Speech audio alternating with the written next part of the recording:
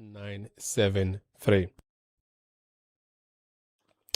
This Eyewitness News on 97.3 Citi FM. We are coming to you from our studios in Accra. I am Omaru Sandamadu, and I'll be anchoring Eyewitness News tonight for you. Our first story is actually from the courts, and we are learning that journalist Larry Attah-Mensah has been sentenced or convicted and sentenced to custody, prison custody for 7 days.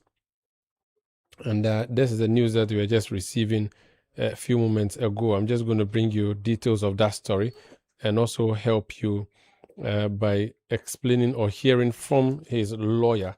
And so the story we have on our website, citynewsroom.com, is High Court jails Herald editor Larry Dogbe for contempt. Story by Julian Odami Asari says the High Court sitting in Accra has sentenced journalist and publisher of the Herald newspaper, Larry Attah-Mensah, to 7 days in prison after finding him guilty of contempt. The ruling was delivered on Thursday, June 25, 2026 by Justice Isaac Addo. Mr. Dogbe later confirmed the conviction in a post on social media and to citynewsroom.com, where he criticized the decision and defended the newspaper's reporting on a dispute involving businessman Kevin Ochre, multinational company Petraco SA. Here's a quotation from Larry.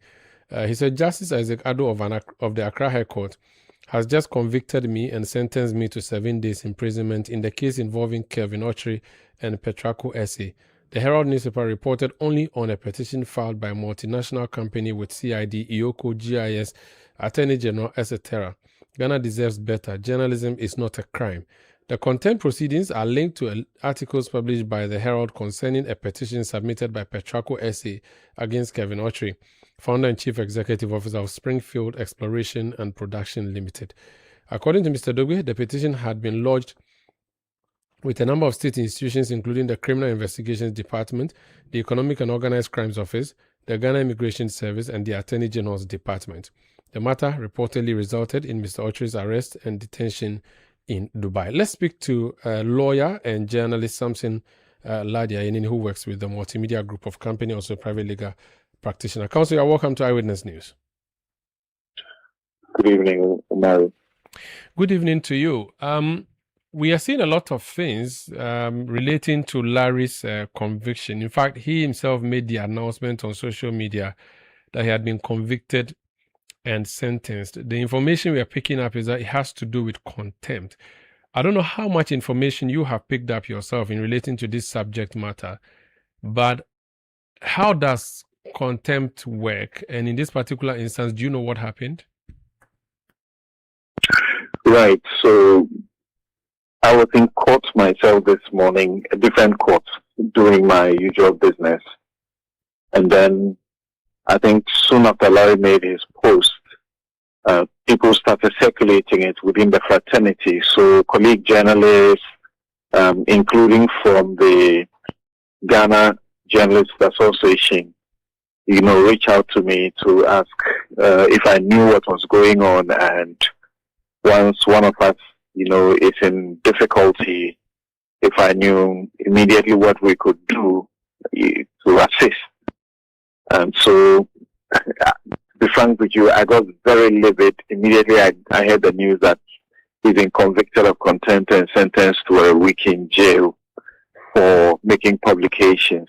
So I said the important thing for us was to hold on and to get to see the ruling itself, or at least get to know the circumstances that led to that. And it didn't take too long, and I was able to lay hands on documentation, filings in the court, and discovered that this is a case that has been in the court since 2025, and his media house, and one other have been sued by Kevin Ochre, and the company Springfield have been sued for defamation.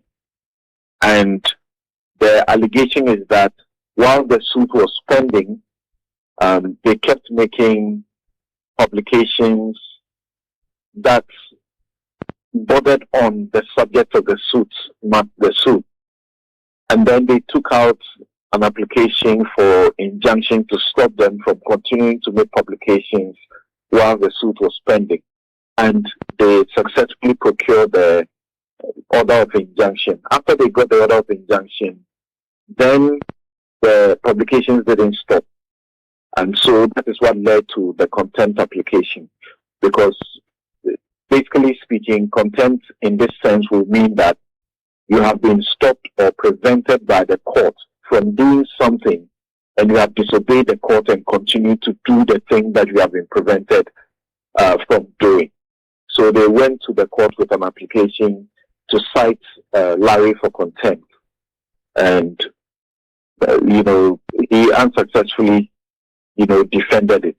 And today, the decision was rendered. And so I've read the documentation, and it's very disturbing.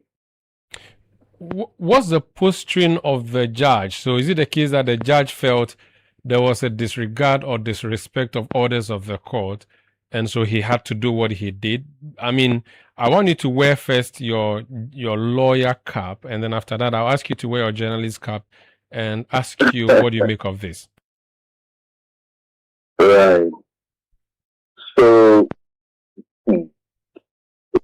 it's a difficult situation. So, Primark Company Limited, Larry Alansdobe and Abdul Razak Bawa are the ones who were sued by Kevin Autry and the Springfield Exploration and Production Limited. And as I said, there was an order of injunction that was procured, stopping them from further publication until the case had been determined. And I've seen that order as well. Frankly speaking, if you ask me, that order, it's an order that is very easy to comply with. It's an order that, in a certain sense, you would say that it was really needless, because the order simply said that they are injuncted from making publications that tarnish the plaintiff's reputation pending the determination of the case. So, yes, if you are stopped from publications that tarnish the plaintiff's reputation, I suppose it's not that difficult to comply with such an order, because,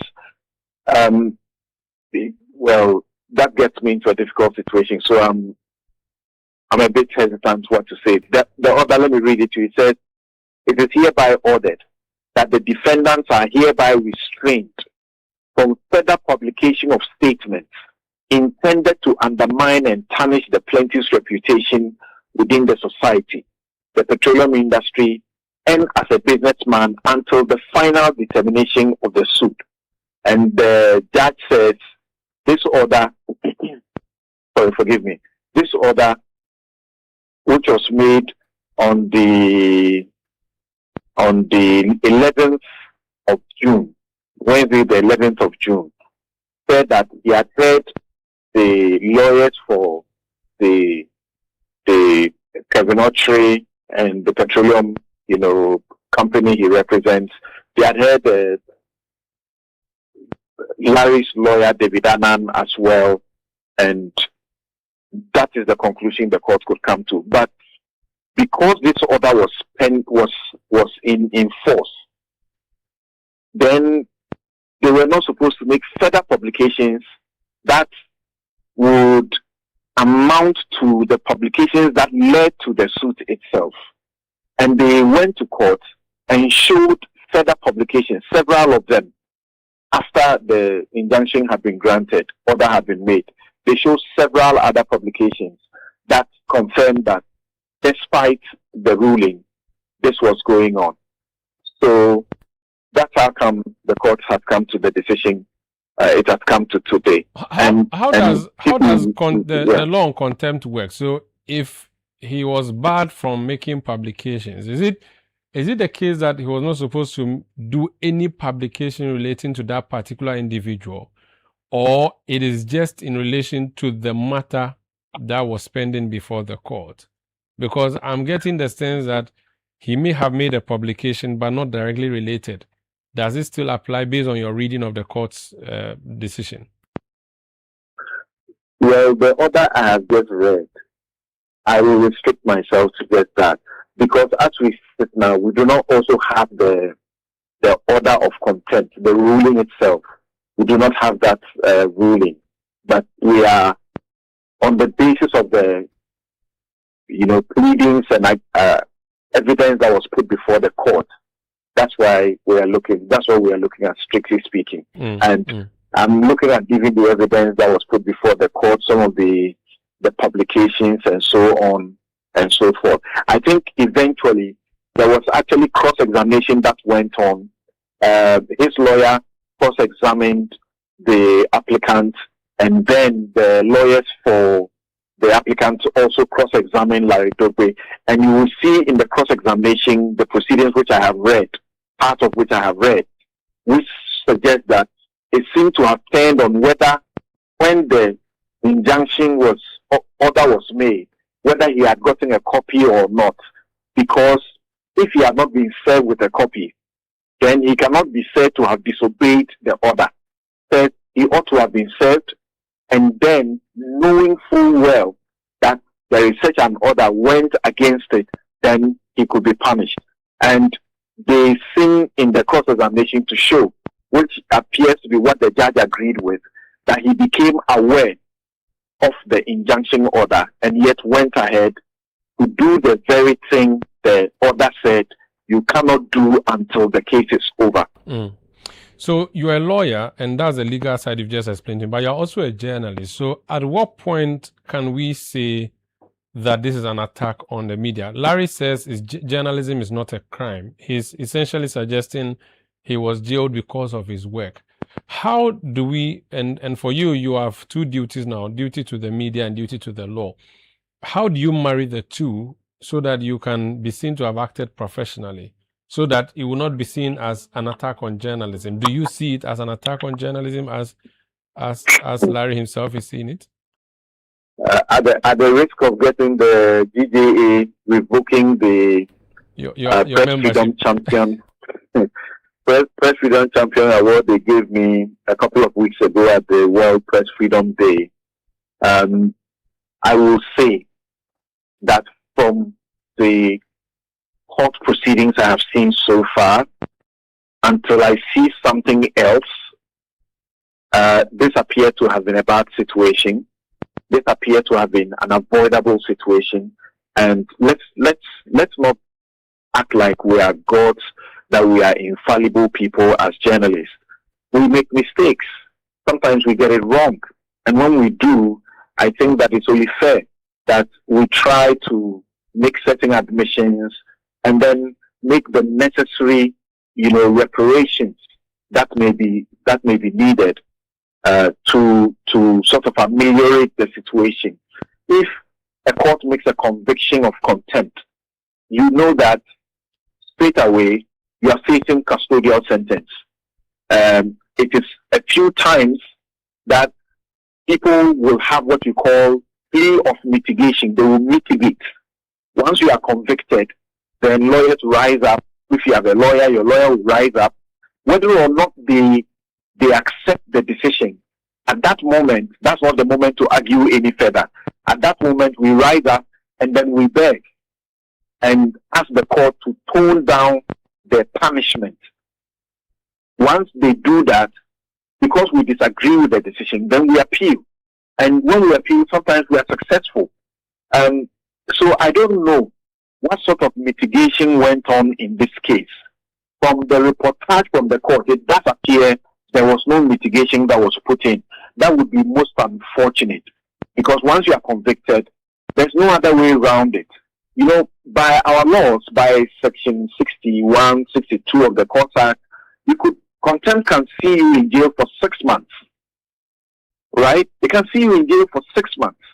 And therefore, nobody wants to get into jail. But there are many situations, and I've done cases where they would give a fine, then you pay the fine and you walk.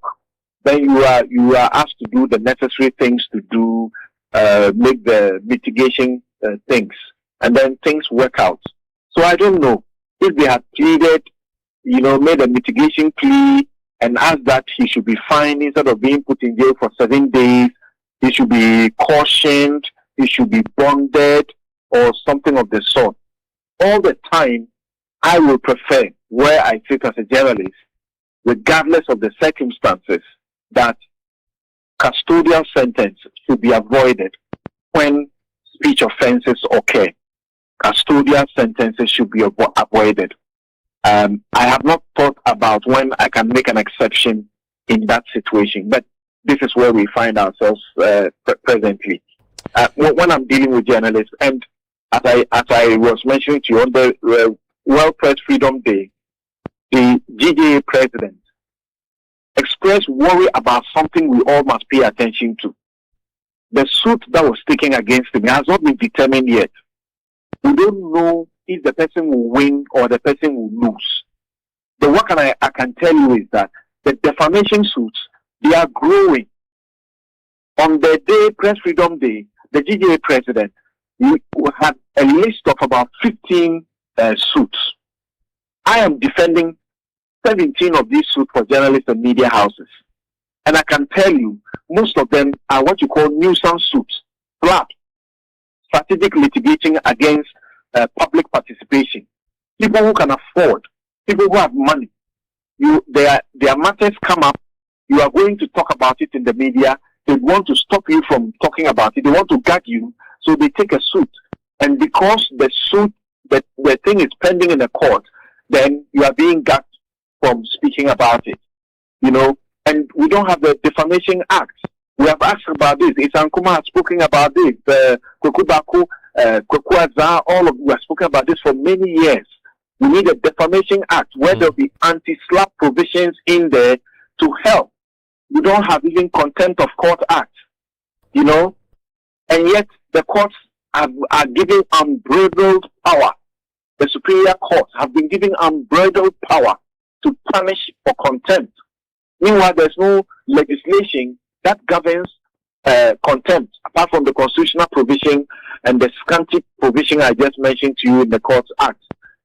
So this is yet another situation where we should cease to revive that crusade for, Defamation Act to include anti-slap provisions and also a Contempt of Court Act.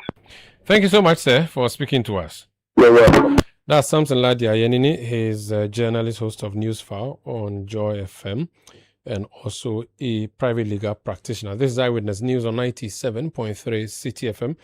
We are coming to you from our studios in Accra. So the story, if you are just joining us, is a journalist and editor of the Herald newspaper, Larry Alan-Dogbe, has been convicted and sentenced to 7 days in prison custody. And we're just getting reactions. It has to do with a publication he made. Apparently, the judge held him in contempt, and we are told that's what landed him in prison. Let's speak to his lawyer, David Annan, is lawyer for Larry Alan-Dogbe. Mr. Annan, you're welcome to Eyewitness News. Hello, sir. Yeah, hello, Mario, is that you? Yes, it's me. It's been 100 years. How are you? How have you been? I'm telling you, it's a century. But anyway, we are talking, yeah. Yeah, it's good to hear from you. I'm not sure you are very happy, though, because your client is going to jail. What happened? Well, there's this chap called Kevin Ochre. He has taken loans from quite a few foreign companies. Now, some of these loans have not been paid back, and they have construed the non-payment as fraud, and therefore they wrote petitions to IOCO and to the CID and what have you. So to them, it's a criminal matter.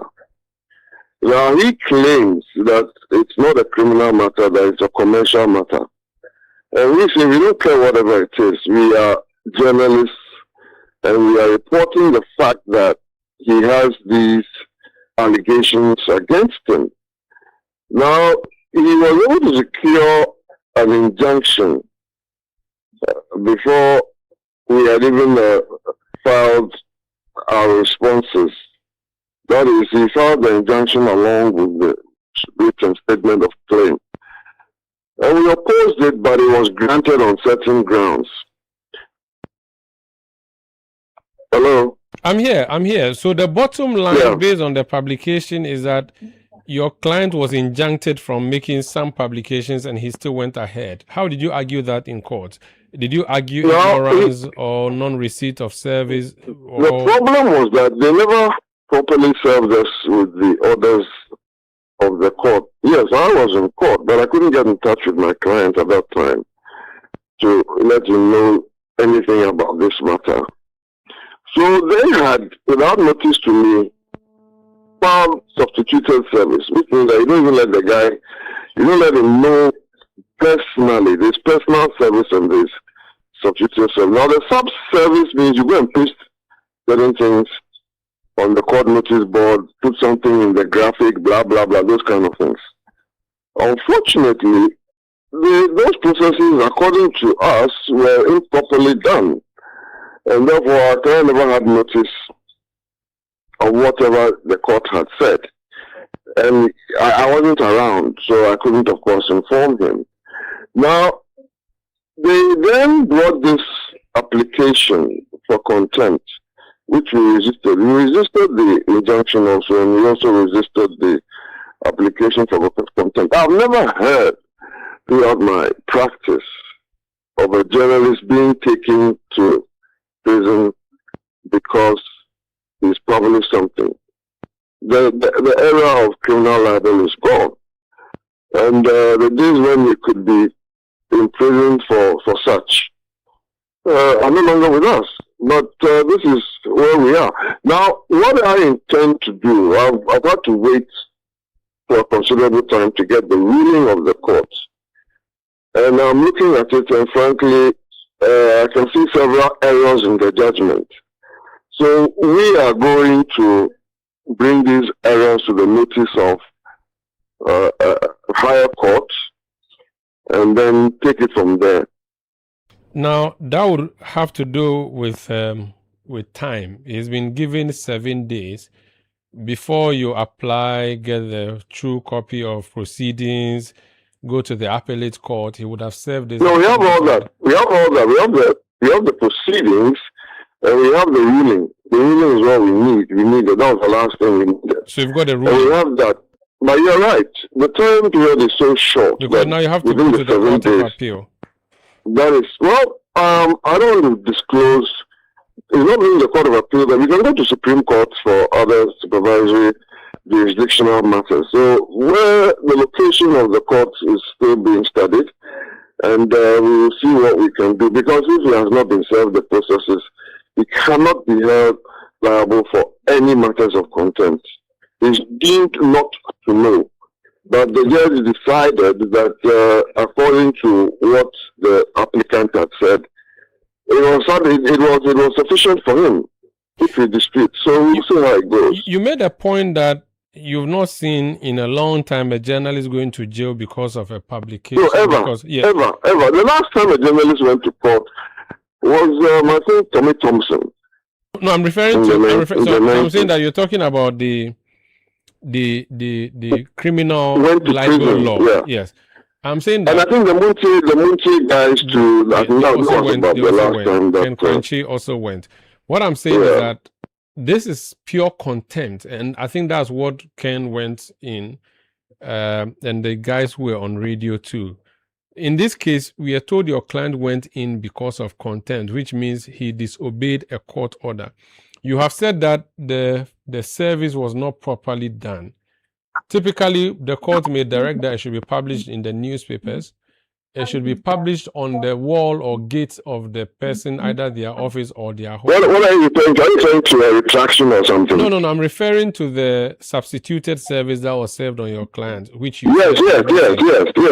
Typically, the court would direct that it should be published in the newspapers, or it should be. Sometimes they even use electronic media or social media means of service. But they Yeah, also that's what they did. Yeah, they also talk about posting it on the gates or the walls of the person. Are you saying that your client didn't see any of these, and you said No, to the first court of all, because I'm told that first of all, cross-examination upon which the court made the admission that he indeed had seen it and just disregarded. No, he did not. Court. No, he did not. He actually denied categorically that he had been served. What he said was that yes, the paper, not him, but the paper Herald had published the matter. That is all he admitted to. Now, when we're talking about posting it in the house, nothing was posted in the house. That wasn't the part of the order. What was said was that they should put in the court notice board, and as we say, electronic means, and we showed that the WhatsApp service was not properly done. It wasn't done properly at all. What was sent was just 2 lines. How can you tell me that you've given me notice when only 2 or 3 lines of the process come? And then finally, you were mentioning what the dailies. Yeah, the dailies. But unfortunately, the operative part of the order, some whatever, was missing in the Ghanaian Times. It didn't come. So the part where it says, you are hereby ordered not to or restrained from performing this act, that didn't come at all. So I don't know how it was established that they had served him. We showed quite clearly that there were so many flaws in the whole thing that the service couldn't have been properly done. Now, even if, let's for the sake of argument, agree that he had been served, the wording of the injunction itself was nebulous. Because it said that he was restrained from further publication of matters that would be deemed to tarnish, injure and tarnish the reputation of the applicant. Now, what you're doing here is bringing defamation into it. Because until you establish defamation, you cannot say that I've injured or tarnished reputation. So what it meant was that for the order of injunction to be validated for contempt, the applicant must have shown that the stories published in some way or manner injured his reputation. Now, I'm saying that the guy has several of these cases pending, and he has petitions pending with the police against him, accusing him of fraud. All right. I see. So publishing that cannot be intended to tarnish his reputation. It can't be, because that's a fact. Very well. Where is he now, though? So does it mean he's in custody, or what's happening? Do you know where he is currently? No. He's in custody right now. That's for 7 days. So we're going to work on the process. I'm consulting with some others to see how. But it's likely that by the time we can do anything about it, he would have served his sentence. And that is why I'm talking to you guys, so that the public get to know that, first of all, the applicant has these cases against him, cases of fraud, allegations of fraud against him. He took a $50 million loan from a company called Petraco SA, Italian company, and he didn't pay the money back. They're chasing him. They've gone to court in London, and those processes are there. They've asked him to come. He hasn't gone. So it's. We really don't see why we should rather be bearing the brunt of this person's actions. Thank you. We don't see why we should. Thank you so much for speaking to us, sir. Yeah, thank you too, man. That's David Annan. He is lawyer for Larry Alansdogbe, who has just been convicted and sentenced to 7 days in prison. This is Eyewitness News on 97.3 Citi FM. If you're just tuning in, Eyewitness News started some 32 minutes ago. We don't start at 17:30 as we usually do. So wherever you are listening to us, just take notice that Eyewitness News now starts at 5 p.m. So we've been on air for the past 30 minutes discussing the conviction and sentencing of Larry Alansdogbe, editor of the Herald newspaper. And that's his lawyer that you just heard. Earlier you heard lawyer Samson Ladi Ayenini. Let's move to other stories that we are looking at here on Eyewitness News. And a private radio station, Obatampa Radio, operating in Kaswa, has been locked up allegedly by the Central Regional Chairman of the National Democratic Congress, NDC, Richard Kofi Asiedu. and the Awutu Senya East Municipal Chief Executive Seth Saba Sewonu Banini. Now, according to reports, armed persons led by the two men stormed the station, interrupted live programming, allegedly assaulted staff, and locked the main entrance to the station's offices and studios. The regional chairman and MCE have accused presenters of the station of giving extensive coverage to the Awutu Senya East NDC's internal dispute. Police officers from the Central East Regional Command went to the place to provide security for the staff who have been terrified by the events. Let's go on the phone lines. Before then, let's hear from lead producer at Obatampan Radio, Bernard Mmereku. He explained to my colleague in the City Newsroom earlier on what the situation is. On our way going, we saw regional chairman for NDC, Dr. Richard Esiedu, the Kaswa MC, Honorable Sewonu Saba Banini, and NADMO coordinator for Awutu Senya East and National Day, and Adam Well-Bertman, but we didn't know where they were heading towards. So what we heard was, this is the radio station. This is the radio station. So they saw my host standing beside me, and regional chairman started attacking him. So that's Bernard Mmereku, his lead producer at Obatampa Radio. He's joining me on the line. So you are Mmereku, are you Mmereku Nyampong or Mmereku Bernard? Oh, it's right. Okay, fantastic. You're a journalist with Obatampa Radio. Sure. What's this? I'll ask you what happened earlier in the day, but what's the situation now like? Sir, now the situation is calm, but we are traumatized and we don't know the next action because he promised to come back again, and we don't know when. So were you on air when this happened? No, sir. Not you as a person. I mean, was there a program on air at the time it happened? No. So what was happening when they came? Okay, we closed around 10. So around 10:05, 10:10, we were downstairs and we wanted to go and find something. When we saw the entourage, Regional Minister Dr. Asiedu, the current MC Saba Banini, and the NADMO director, we call him Rasta, that's Nas, and other well-bred men. I don't know to classify them as macho men or what. So when we saw them, we were even wondering where they were going. So when they approached us, MC said, this is them. These are the boys. So when he said that, regional chairman started insulting my host, who are you to insult me on TikTok and other. So we were confused. We didn't know what he was talking about. So he stretched his hand to slap my host. And I blocked him and said, chairman, what is it? Kindly engage us and tell us the actual problem. So they decided to climb up to where our studio is. And our manager wasn't there, our CEO wasn't there. So I wanted to call them and alert them that we have visitors, and how they were talking, I wasn't okay. And MC was accusing us of taking money to attack their party. So I told him nothing of that sort has happened. It was not true. So when I went up, I was calling my CEO, and so I saw them attacking some of my staff, asking them to go away from the newsroom, from the studio, from the reception, that they want to close the station down. So I started calling police, and when I came back to the reception, they started attacking me that I was taking video. But no, I wasn't taking video. It was just a call. They can take my phone and verify. I wasn't taking videos. They said no. So regional chairman asked them to seize my phone.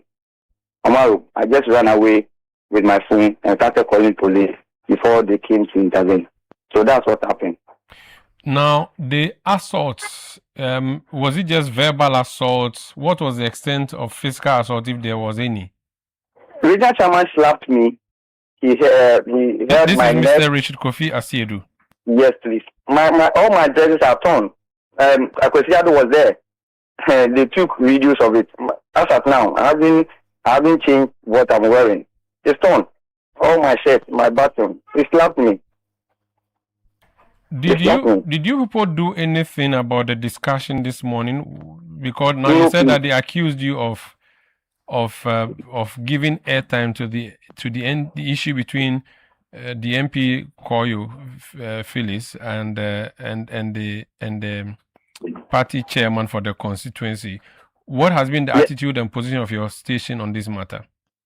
Okay, so we brought up that story because we had the audio first.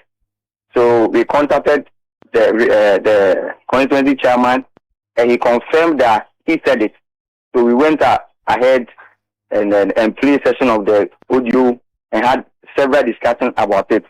So 3 days ago, my host was saying he was pleading to regional chairman to come in because people are accusing him of having stand in or fueling what is going on here because they were alleging that Mr. Ajay is not his favorite and stuff. That was what my host said. And regional chairman is claiming he saw the video on TikTok. People were calling him and he wasn't okay with that. So that led to our station this month. Now, so what happens next? You reported to the police and then what? Yes, please. I have reported to the police, visited the Council Polyclinic, and I have done all that. No arrest so far, nothing. But we are here. So initially, after they sack all the staff from there, personally, they locked the main gate because it's a China door. They locked the main gate leading to the reception, to the studio and other offices, and took the key away. So after me calling regional police command and other police, when they came, they followed them to where they were and took the key back.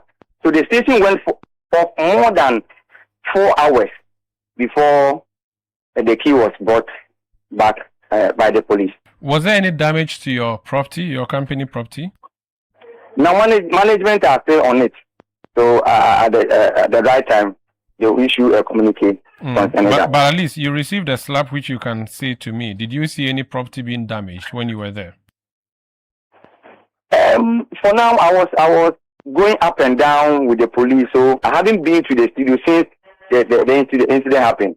So I can't say anything about that for now. Because the technicians are there checking. Okay, but I will have footage that it will be coming out soon. I see. But was the studio vandalized? Did you see any vandalism? No. For that one, no. According to one of the technicians, he said no. Okay. Thank you so much for speaking to us.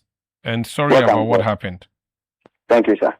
So that's Bernard Mreku Nyampong. He's a journalist with Obatampa Radio in Kasua.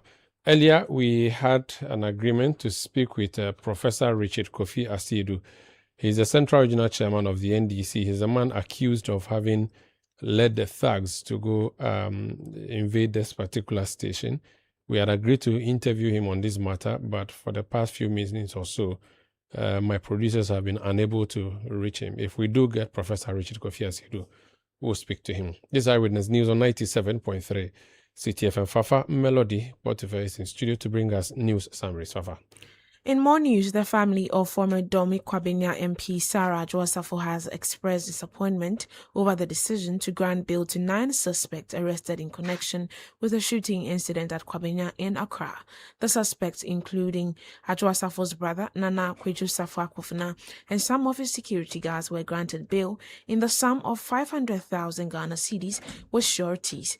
Addressing the media, spokesperson for the Safo Nkantanka family, Dr. Emmanuel Boachi, announced plans to petition the appropriate authorities as the family intensifies demands for justice. Not at all. We need justice. I mean, in Ghana these days, as we speak now, most of these people that we have them incarcerated now, what we hear, all we hear is that their statement or their actions were trying to injure the reputation or something of somebody. Just trying to injure somebody's reputation without gun or whatever. the people were even incarcerated. They put them in. No, now somebody who point a gun at you, a not ordinary person. If it's a layman who can just maybe fire you, but because you don't expect, you might miss the bullet. But now these are expert guys. These are trained people. They are trained people, very trained. You know, when they say the videos that trending around, they will say that they know they'll mention the person's name before even shooting. I mean, these are people that we all expected at least. They should at least be remanded for investigation to continue. It's not one bullet or two bullets. It's about 48 different bullets. But again, it means they wanted the girl to be dead. So it's unfortunate. To what extent are you willing to go to ensure that your demands are met? We are in Ghana now, so you don't have to go to the legal means. So legally, the lawyers have done their part. The masses also, as they are doing now, we're also doing our part. All our pay goes to the president. Dr. Emmanuel Boache is spokesperson for the Safo Kantanka family. Meanwhile, a younger brother of the former legislator Kojo Safo Jr. said the incident has brought the family's name into disrepute and negatively affected public perception. I tried ordering food, and after I ordered food, I told the person to deliver the food to me at my daddy's residence, and the person was like, "I ain't fabi na mesi o Kantanka. If you not say, hey, no say how would you food before fire? So obe person, hey, that's an English word, yeah." So the person was like, "Nah, he would rather call somebody and ask if the person is rather interested in coming to our end." And I was like, "Okay, fine." So this will have a serious repercussion on the Safo name. So we have at least like some 5 to 10 years to regain the goodwill, because everybody will be obdurate in dealing with us. Yes. And that is something I feel like our father will be very gutted and very disappointed in how things have unfolded. Kojo Safo Jr. is younger brother of former Domi Kwabena MP Sarah Attah-Mensah Safo. Now, some New Patriotic Party MPs on Parliament Health Committee are calling for disciplinary action against former Sin Central MP Kennedy Ejapon over what they describe as anti-party conduct. The MPs have petitioned the minority leader in Parliament, accusing Mr. Ejapon of making public comment that undermine the image and unity of the MPP. The former lawmaker criticized the party's handling of the Afar Military Hospital project and also warned that he could disclose damaging information about the party if provoked. According to the MPs, such statements are detrimental to the party's efforts to rebuild. Meanwhile, Kennedy Ejapon is here to officially respond to the petition. Moving away from that, the Minister for Health, Kwabena Mintakando, says government has acquired sponsorship for scholarships for over 30 health tutors to pursue PhD programs. He made this known at the joint matriculation ceremony for specialized nursing students in Accra. Mr. Akando said the move is part of efforts to strengthen specialist nursing education and improve healthcare delivery in the country. The government of Ghana to the Ministry of Health places high priority on nursing and midwifery education and the development of specialist nurses who can provide advanced care across all levels of the health system. The healthcare landscape is changing rapidly. Advances in medicine, technology, and disease patterns demand specialized knowledge and skills. Our vision is to produce additional nurses, specialists to fill the critical gaps within our healthcare system locally and also to support the managed migration policy of the government. Achieving this requires investment in infrastructure, equipment, human resources, and system strengthening. You are the Minister for Health, Kwabena Mintakando. This is Eyewitness News on 97.3 Citi FM. We are coming to you from our studios in Accra. I am Umar Rusanda Amadou. We are live around Ghana on a number of affiliate stations. In the Western region, we are on Beach 105.5 FM. We are also on Sky 93.5 FM. Both are in Takrady. In the Bono region, we are on Greener 95.9 in Sunyani. In the Ahafo region, we are on Hammers Radio 106.5 in Goso. In the Ashanti region, we are in Kumasi on Focus 94.3 FM and Orange 107.9 FM. also in Kumasi. In the Volta region, we are in Tajevu on Revival 99.3 FM. We are in the Northern region on Radio Bimbila 91.9 FM. In the Upper East region, we are on Pure 100.5 FM in Navrongo. We are in Bolga on 102.7 FM, that's Bolga FM. We are on Gungzang 90.1 FM in Tongo.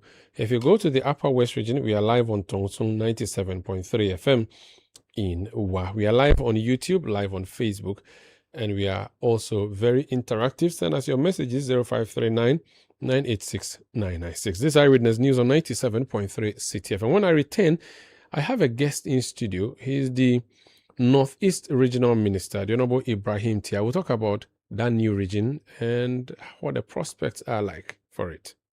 Eyewitness News. Be there as it happens. You know that feeling when you're getting ready for work. Your shirt is still crumpled and the iron is just starting to warm up. Or you're late for the wedding and now about to blow dry your hair. Or you have just stocked up meat for the cold store and then suddenly, light off. Life just keeps getting paused. But what if your roof, yes, your roof, could keep things running in your homes and businesses? With EcoBank ASAP, you can switch to solar now by getting a loan to buy solar power systems with no upfront cost and easy repayment. Power your life through EcoBank's vetted solar vendors and lower your power bills over time. Take back your power with EcoBank ASAP. EcoBank, the Pan-African bank. Everybody they sell, but your shop they empty. Where's my report? Bro, month no end here too. But see, your pocket stop they take. Another emergency for the house? Come get ideas. Ideas go kill them. Another idea, another mark time. No capital to start. For some people, this silence no be peaceful. It be money matter. With bills, there's no need for silence. From my emergency loans to salary loans to working capital loans and startup loans, Bills has you covered. Apply with your Ghana card today. Call 0596 920 833 or 0302 200 390. Bills, financing your needs. T's and C's apply.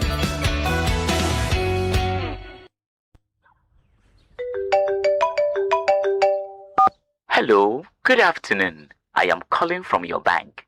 We are currently experiencing a system downtime, so we need to secure your account. Please, can you confirm your account number and your login details so we can restore access immediately? Yes, your username and password, just to verify. Beware of fraudsters. Your bank will never ask for your login details, PIN or password over the phone. Shine your eye. Spot the fraud. Stop the fraud. This message is brought to you by the Ghana Association of Banks. If you spot the fraud, you go fit to stop the fraud. Make you know.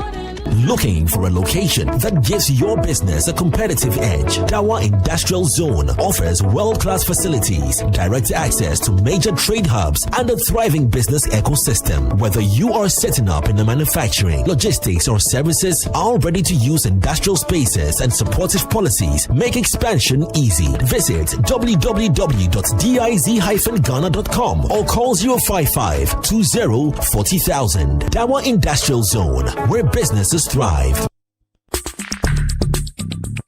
Let your voice be heard on Eyewitness News on Facebook at facebook.com/Citi97.3, Twitter at twitter.com/Citi973, and Instagram at instagram.com/Citi973 with the hashtag Eyewitness News.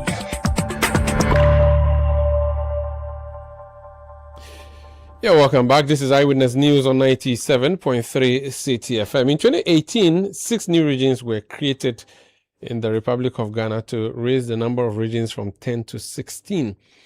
So we had the Western North, we have the Oti region, we had the Ahafo and the Bono East regions, then we had the Savannah region, and then the Northeast region. So the Northeast Regional Minister is my guest in studio. He's been appointed. He was appointed by President Mahama to be his representative in that region. Mr. Ibrahim Tia is joining me. You're welcome. Thank you, Mr. Umaru. How are you, sir? I'm quite okay. How is the Northeast region? By His grace, we are doing well. Everything under control? Very well. Progress? Very well. Are they seeing the reset? Very, very well across all the 6 districts that we have. 2 municipalities and then 4 district assemblies. Oh, you have 2 municipalities? Yeah, we have 2. West Mamprusi and East Mamprusi are the municipal assemblies. And then we have Bumpurugu, Yunyu, Cherponi, and Yagaba Kubori. Okay.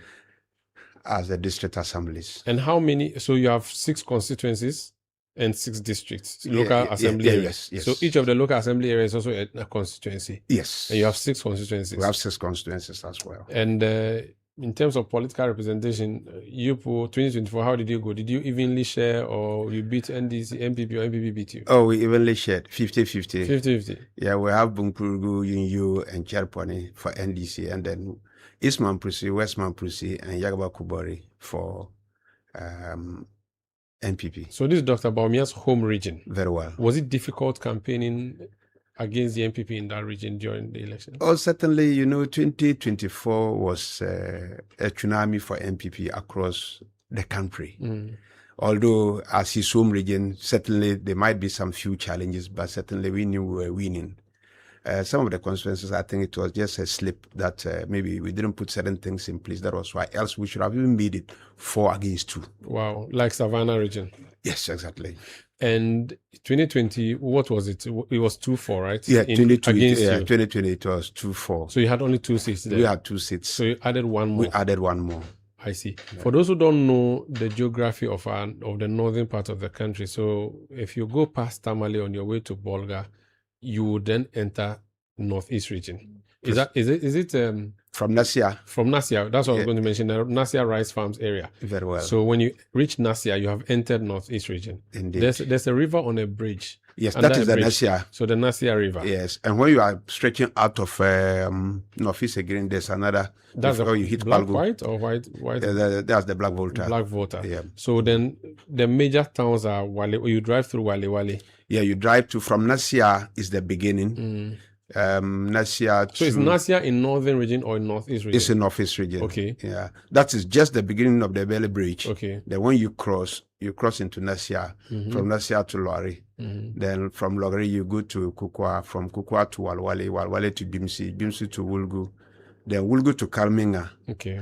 Then there's from Kalminga there you are now going into another bridge. Okay. That is Palgu. Okay. And then you cross to Upper East. Now, this is for those who are just on the main Accra to Bolga road. However, if you decide to branch right or left, so to the left to take you to the former sports minister's constituency, you see. To the left, yes. To the left. To the left, you are heading to Yagaba Kubori. Yeah. But to the east will then be Nalerigu. To the east, you are now heading to Nalerigu. The first time I went to Nalerigu was in 2018, and I went through Tamale. Okay. I went to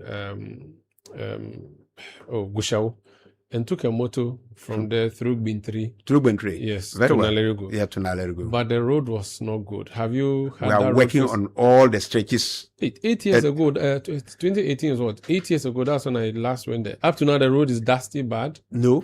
From Bintri to Nalerigu is been tarred. Okay. And now from Bintri to Nakpanduri. Yes. So I did Bintri to Nalerigu, from Nalerigu to Nakpanduri, and then descended to Garu. Very well. All the roads were bad. So now the big push route in my region starts from Bintri heading to Nakpanduri and getting down the Scap. So it will go through Nalerigu? It goes straight from Bintri. It passes through Nangmong, Dobinyantoa, to Nanswan, to Tema, and then you go to Boatargu, and then from Boatargu you head to Nakpanduri. So you avoid Nalerigu on your left? You avoid Nalerigu on your left. But the road from Bintri straight to Nalerigu too is been tarred. It's been tarred. Yes. I rode on a motorbike. The butcher in Gushau was the one who carried me. And it was very dusty. Right? Then you really have a feel of the road. Yes, I suffered under that road. The other thing is that in Nakpanduri town, I wanted to spend the night in Nakpanduri town. I was told there were only 2 guest houses. And they were occupied at the time. So and the taxis were not moving. So I had to board a motorbike by some Togolese guys who were going to Sankansi, and then they dropped me to Garu. Yes. Now, my reason for asking is that you are a region now, Yes. so you should have a lot of amenities to support. It wasn't Nalerigu is your capital, but Nakpanduri is a big town. Yep. So have things improved? Have things changed? Oh yeah, things have improved. Even Nalerigu, as at that time, didn't have so many guest houses, but now I can tell you that we have more than about 5 or 6 guest houses in Nalerigu town. And Walewale? Walewale to same. So Walewale is your biggest town, right? Or Nalerigu is your biggest town? Nalerigu, Walewale, and they are almost the same. Yes. I'm asking these things but because Nalerigu might be bigger because of the bigger self-institution there. The nursing training college, which has about 9,000 plus student population. One of the biggest, should I say, even in the country. Okay, I see. And so you're also in charge of the road that goes all the way down to Garu, and you're saying that that's also been awarded for Big Push. I'm asking the question about development because the reason we saw a new region was to bring development close to the people so that they don't have to go to Tamale, which was then your capital. Yeah. 8 years on, would you say that the region has really benefited the people? Yes, indeed. It has. In what aspects? How have the people of Northeast become better? In terms of infrastructural development and the equitable sharing of the national cake. Now, Lagos used not to have a regional office, but because of the regional capital, we now have a regional office. Regional office of what? The Regional Coordinating Council. Okay. We now have a regional police command that has been constructed and getting to almost completion. We have the Regional Highways Directorate, which is completed, and several others heads of the institutions that are springing up. We cannot compare the Northeast region to most of the other regions because, yes, this is an infant region and we are growing. So steadily, certainly we will get there. I've also come in as a regional minister and I've also contributed my quota. And I think, yes, for the 1 year, 6 months in office, at least we have done our best. And I think if we should continue with this speed, by the end of the 4 years of my tenure or our tenure in office, at least with the reset agenda, and with the big push agenda His Excellency the President is pursuing, I think we will chalk successes. What's the status of the region now in terms of water, for instance? Where do you have water for the region? Drinking water. Do you have a dam that supplies you water, as in like Ghana Water Company kind of water, or use boreholes or community water? Mostly we use boreholes, community water is also there. And then some village water self-initiated projects to add there. And boreholes is the majority. I think 90% is boreholes. I think I should say 95% is boreholes. But you have a river. We have dams. Is it possible to have... Yes. We have 4 big dams which were constructed during the... Achampong? No, Nkrumah's time. Okay. In the 60s.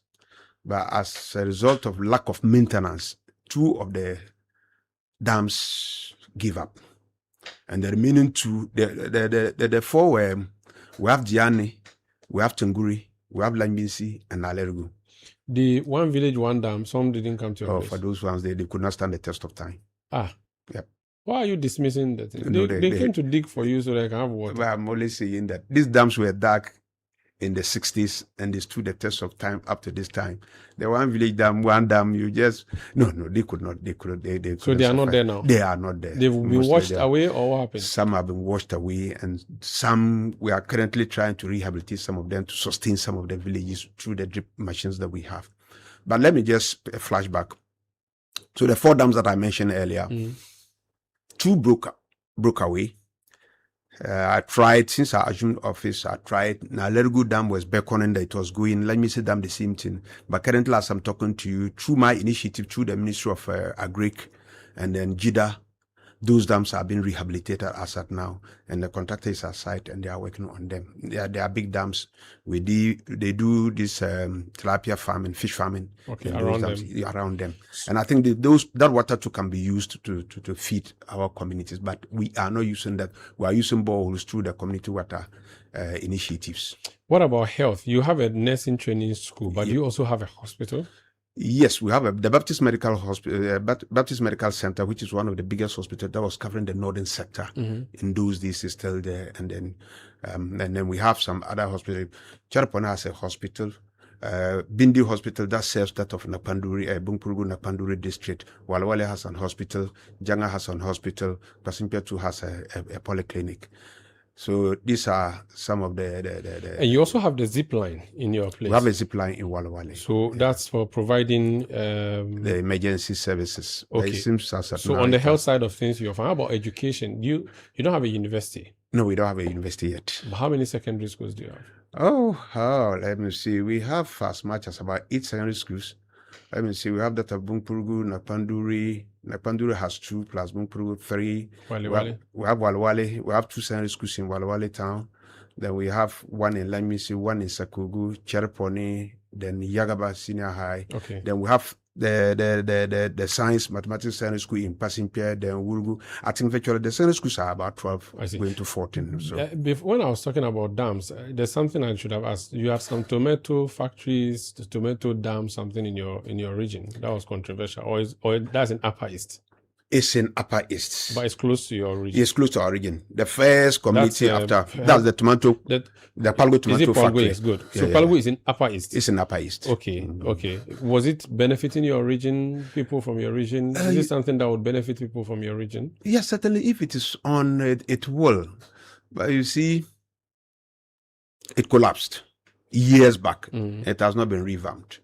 But for us, when it comes to agriculture, what we are looking at our regional coordinating council in collaboration with our regional agri director, with other stakeholders. We really want to turn North East region into a tomato hub.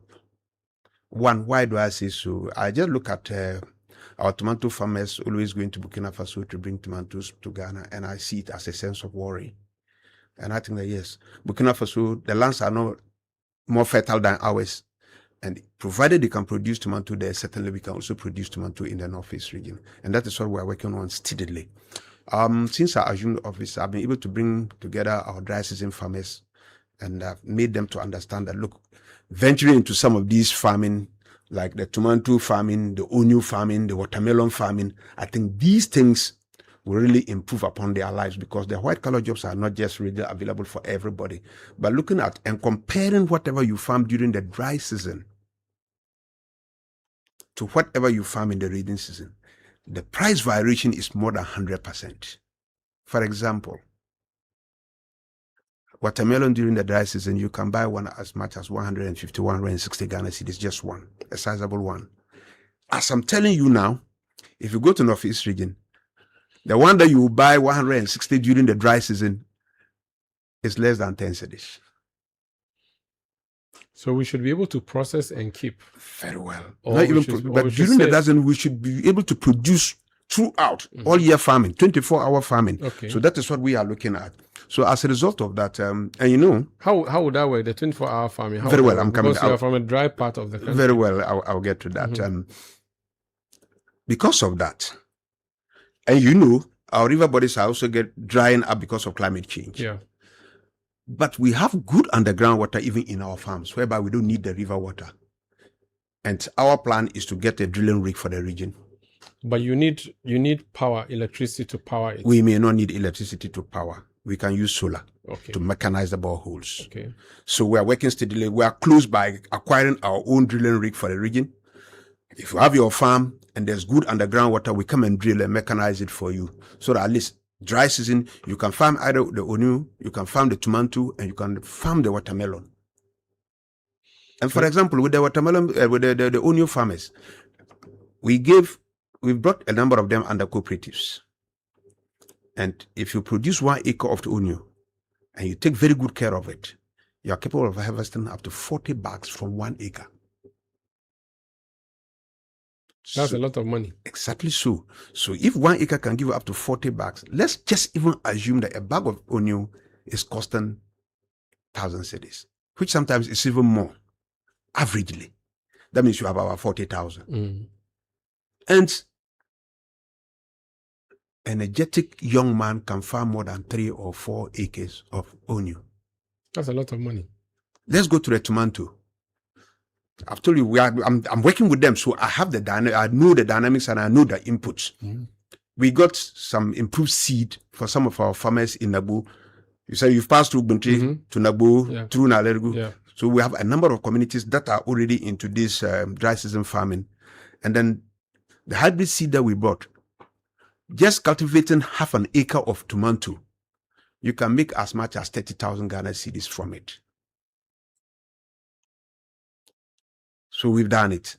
We help them with inputs. Some of them are into it, and we are bringing them together. And like I said, we are going to acquire a drilling rig, and the drilling rig will cure 3 major or 4. 1, provision of potable, sustainable water for our communities. 2, improving on sanitation, because when we have the borehole and you have waters in your house, there will not be open defecation. 3, the all year round farming. That will also improve. And then we can also use same rig for income generation. That sounds exciting. So on agriculture, you want to go ahead on, but how soon before you can roll this out? It's one thing having the ideas and talking about them, but it's another thing beginning the implementation, where the source of funding is going to come from before you deploy the infrastructure and then roll it out. I had series of meetings with my district assemblies across the region. We sat, this current formula of common fund that they've been disbursing to the assemblies have series of components that they need to spend along. A percentage for education, a percentage for sanitation, a percentage for water, a percentage for health, and then administration and all that. So we met and said, okay, fine. If each district assembly is drilling maybe 10 boreholes every year as part of their common fund, how much is the fund? Can we look at it? So if you are drilling 10 boreholes, and now assuming we have our own drilling rig, the only thing is for you to fuel and buy the items to mechanize the boreholes, then certainly you can drill with that same fund. And we having our own borehole, a drilling rig, that means you can now drill as many as 100 boreholes within a year. Yeah. Which is very possible. Except that mechanizing it will come at a cost. Very well. That's the cost of installing solar. Solar.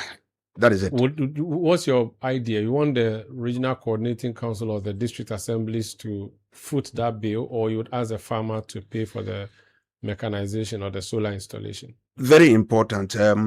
We are looking at how to get the drilling rig, and the plans are far advanced. I've spoken to a number of non-governmental organizations, and I've spoken to Common Fund Administrator and other institutions, and we've mobilized almost half the amount. And the assembly one track. For one track, and the assembly will also counter fund it. Okay. Assuming you are going to drill 10 boreholes, so you say, okay, I'm going to seed 5 boreholes money towards the purchase of the borehole. So the remaining 5 boreholes money, we'll use that one to do the drilling and the mechanization. That is just for the first year, and the drilling rig remains. So the following year, the whole percentage that you have is there for drilling and mechanization. So it's an ongoing project, and it is doable. So where we have gotten to, we have raised almost half the amount of the rig, which is crossing close to about 3 million Ghana cedis. But we need to add up the training, the management of the rig, so that we can use it. So we are Sounds like a nice idea. You should raise it. Now that you're in Accra, talk to government before you go back. I'm doing that. Maybe they'll help you. They'll give you, because it sounds like a very good idea. When Sami Wife called, I was at the local government, and I was speaking to the minister. Okay. And this morning, how is Ahmed Ibrahim? Oh, he's good. The next time you see him, tell him that since he became minister, he forgot about us. Oh, wow. I will share that with him. Tell him that when we call him, he doesn't pick his call. It's common of all of us because of the pressure. And that when he was deputy whip, he used to deal with us, but now just as I'm sitting talking to you now, there are calls coming and I cannot pick maybe after that. Okay, that one is true. Okay, that's fine. That's fine. I understand. Thank you very for defending it. So on agriculture, that's what you plan to do. So yes. So even this morning, as early as 7:30, I had a meeting with the Common Fund Administrator. He promised helping us to secure the borehole, the rig. It sounds like a great idea. I like it. Very well. Yeah. Let's talk about other things you're doing. Chips compounds. Fantastic idea. Do you have? Yes. Since I assumed office as at now, we've constructed 12 chips compounds across the region. Every district constructed 2. Okay. From beginning to end, fully equipped. Some are already handed over. Some are in the process for us to hand over. And then I think we are working diligently towards that. Let me just share this with you. In my region, we just don't work in isolation. We work with the head of institutions. And quarterly, I have meetings with the heads of the various directors, be it education, health, community water, national health insurance, all. on quarterly basis. You come and project what your needs are. What do you think we can do? So we look at what we can do. Then my district chief executives are seated in, and the regional coordinating team members are also seated in. So you come in and project whatever then your needs are. Then we look at it. So we feed into the districts. So even DCs don't just go around constructing projects anyhow. We look at the need. So that at the end of it all, the technocrats even speak about whatever we are doing. In Accra, your counterpart is fighting buildings on waterways and illegal buildings and all of that, doing demolitions and things. Is that one of your problems, or that's a list of your problems about built up environment not being done properly, sanitation issues? Let me paraphrase it properly. If I were here, certain honorable faced with that challenge. But we are growing a development. Yeah, so that's what I'm asking, if you also have a similar thing like not yet, and I don't think we'll get there, because it all has to do with planning and being disciplined and being very consistent and coherent when some of these issues come up. We shouldn't take the planning for granted, because as we are growing, if we eventually get there, building on waterways and the management of sanitation too is another factor. Because the moment your gutters are choked, certainly you'll get flooding. So these are some of the things that we really need to look at. And Accra is expanding beyond a certain dimension, that some of these things that they overlooked years. You see, certainly governance is a continuous process. But when so many things go so wrong and you come in, certainly you just have to bite the bullet to correct a number of things. Else there's no way that you can proceed. So I think that some of these things, we are looking at it. You are seeking to develop your region, but whenever your region is mentioned, conflicts is what people hear about or talk about. You appear to have a major conflict between some people in your region and your neighboring region, Upper East. How is that affecting your development? Certainly, there's nowhere that there will be conflict that it will not disrupt a number of things. But with us, it's always a spillover effect. It isn't that the conflict itself emanates from our own region. And I can see that in Northeast region, we have even managed it well. I must thank all stakeholders, the youth association, the youth groups, and some of the chiefs, because the delicate nature of this particular conflict that you are talking of comes from Boku. Yeah. We all know it. So if I should tell you that we have about a 30% Kusase population living in the Northeast region. I didn't know that. 30%? Yes, 30%. That's huge. Very well. And we are working with them and looking at the nature of it. So if we hadn't managed it well in Northeast region, you could imagine how it would have escalated. But you see, because of the constant stakeholder engagement with the Mampuso Youth Association, with some of the chiefs who are saying that, look, we are living together, let's find ways of handling this issue. It is only when issues are not handled properly in Upper East region, then the spillover comes in. And I think we and the security couples have been talking about this, so we share a lot of ideas. I hold joint meetings with Upper East Regional Coordinating Council where issues are not handled well. We meet and I tell them, look, with this, let's look at it and see how we can address it appropriately, because it's a delicate issue. These are conflicts that we have inherited, and let's put our heads together and see how we can mitigate it. There are a lot of things that we do behind the scenes. It's not everything that we can even bring on air in view of the nature of the issue. So I think, yes, for where I sit, and I think that if my counterparts in Upper East to also handle the issues like that, I think this issue... But the challenge is that it's affecting you because buses are stopped and banned. There's also, aside even the conflict situation, there's also robbery that you are also faced with in your region. You have a major highway, but people have to be escorted by military or police personnel. That surely cannot lead to development. Certainly, when I was saying, I told you that whenever you get these issues rising beyond a certain level, there's always a trigger elsewhere. You got it. Certainly, when this issue started much, much earlier, there was no way you will see anybody getting involved from the Northeast region, neither Walwale or Nalerigu or Gambaga. But consistently, you see, we are moving. Wounds are getting healed, although there are still agitations. So I don't want to go back to some of the specific issues that brings about these issues. Yeah, innocent killings here and there. But like I mentioned, looking at the number of a particular group of people who are living with the Mampusis in the Northeast region, and what is happening in Boko. Certainly, the scale of violence would have even been more than that, but for the magnanimity, the dynamic handling of the issues, and understanding, exactly, and tolerance, and the behind-the-scenes engagement. Sometimes, even if you see the situation trying to get out of hand, yet we still engage with leadership. You've mentioned what you are planning to do with agriculture, 24-hour farming. You mentioned book push. In the next 2 or 3 years, President Mahama's tenure would have ended. You are his appointee. You may end with him. What would be some of the key legacy things you want to be noted for in that region as a regional minister? Very well. Consistent, sustainable development. And that is what I've just started doing, in line with the reset agenda of His Excellency, the President of the Republic of Ghana. I think this is my first time having this opportunity to speak in your studios. And let me thank His Excellency for giving me the opportunity to serve in his government with the good guidance of his Chief of Staff, who gives us continuous guidance on a weekly basis. Yeah, like I said, I've not just come in as a regional minister to set my own agenda, but the agenda of the president is my agenda, and that is what I'm pursuing consistently. And that will be my legacy.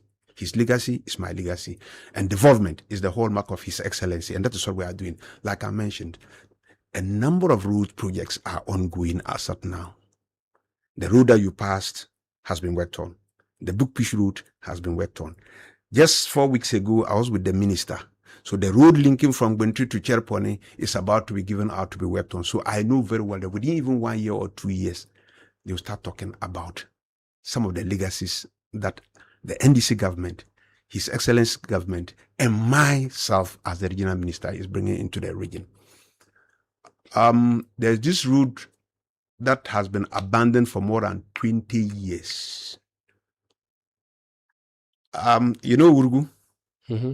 That road stretching from Wurgu through Guabulga, the former ambassador to US and the former minister of local government's village, Hajia Alima, stretching to my village, Langbinsi, and we continue from Langbinsi to Wundua, which is a complete settlement of Moshes. Mm-hmm. As I'm talking to you now, the contractor is on road, working on that road, which has been abandoned for more than 20 years, which is a legacy project. I see. Aside that, I just told you about the health sector. Yeah. Consistently every year, and even some of the legacy projects and abandoned projects, we are working on all of them. So there's a lot that we are doing, and there's no single week that passes by that myself and the minister, the director of health, director of agric, and then the education director doesn't engage. And as I'm telling you, for my 1 year, 6 months. 6 months in office. Actually, less than 6 months. But less than 6 months. That's the government's duration so far. So, I, as the regional minister, has brought in more than 28 solid projects, educational projects into Northeast region, and I can count them. And you can task your newsmen to go to the ground and see. And all these 28 projects are at various levels of development. Even abandoned projects at the Gambaga College of Education are almost getting to completion since we assumed office. Are you planning to run for parliament? I'm a political animal. Mm. I am not thinking of going to parliament, but I am not ruling it out. But your constituency is Nalirugu Gambaga? Yep. And you have held party positions before? Oh, yes. I'm a foundation member of the NDC. Oh, really? Yeah. 92? 92. You were party officer in 92? I was a party officer. I was a cadre. I was a CDR. We formed the party. You are not a small boy. What? You have a good body. Your body looks good. It doesn't look like you're very well. It doesn't look like you're an old man. Very, very soon. Very soon. I will clock in 60. Wow. Yes. Wow. You don't look it. So as early as 2022, I was a constituency organizer in the formation of NDC. When they were forming the party in 1992, I became the first constituency organizer, and I served for more than 24 years. Wow. Stepped aside, and then came back when they formed the region. Then I came back and contested. I became the first regional secretary of the party in the region, and then continued again, and my subsequent appointment. And let me paraphrase it well. Mm-hmm. Throughout my service as party organizer from 92, this is my first political appointment that I've gotten. Consistent patience and diligence. That's similar to your colleague in Upper East. Donato Sakamukri. Yes, because he too, I interviewed him. He is also like you, he's a cadre. Very well, yes. And he too has been working as party secretary for all these years. He never took that any patience. So that is what I always tell our youth. Consistent patience, a list. But time no day. We want position so that we'll drive big V8. I've gotten there. And that is what I need to share with my colleagues. It took you 25 years. They don't have time. They don't have 25 years.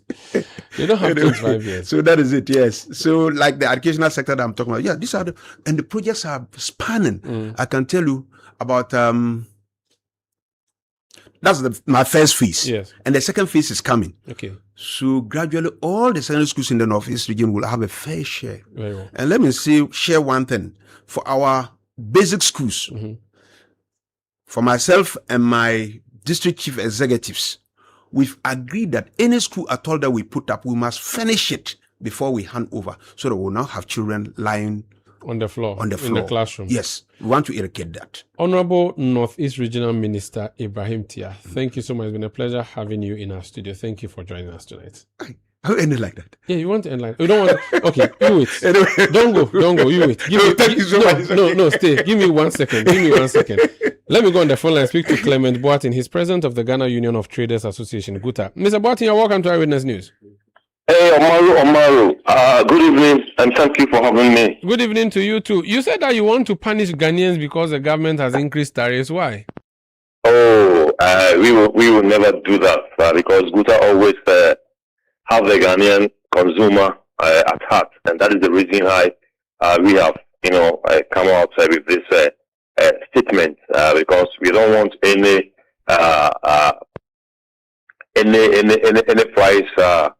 price hikes as far as goods and services are concerned, and that is the more reason why we have issued this statement telling the PURC to halt this intended tariff increase come 1st July.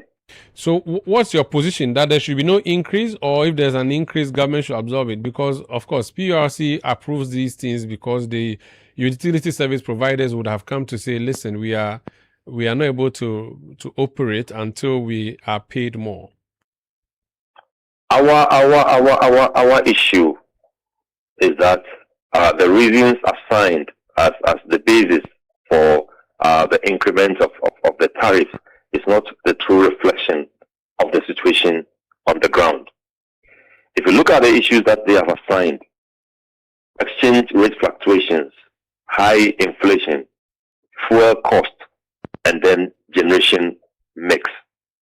Everybody can attest to the fact that we have had a very stable stability of our currency for quite some time now.